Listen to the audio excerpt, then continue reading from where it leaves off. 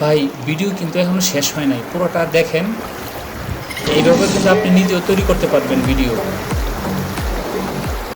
আপনি এই ইফেক্টটি তৈরি করতে আপনি চলে আসবেন পিক্সবাস ওয়েবসাইটে। এখানে আসার পরে আপনি অ্যাপসটাও ইনস্টল করে নিতে পারেন ফ্রি অফ কস্টে। তারপর থ্রি ডটে ক্লিক করে এখানে সরাসরি ক্রিয়েটে চলে যেতে পারেন, অথবা আপনি কি এফেক্ট দিবেন এখান থেকে দেখে কাজ করতে পারেন, অথবা আমরা এখানে এফেক্টে ক্লিক করে এখান থেকে আমরা দেখে নেব যে কি এফেক্ট আপনার রয়েছে। আমি এখানে প্রথমে এই এফেক্টটি সিলেক্ট করলাম। এই এফেক্টটি সিলেক্ট করার পর এখানে আমি ছবি অথবা ভিডিও আমি দুইটাই আপলোড করতে পারবো। তো আমি এখানে একটা ছবি আপলোড করে দিই।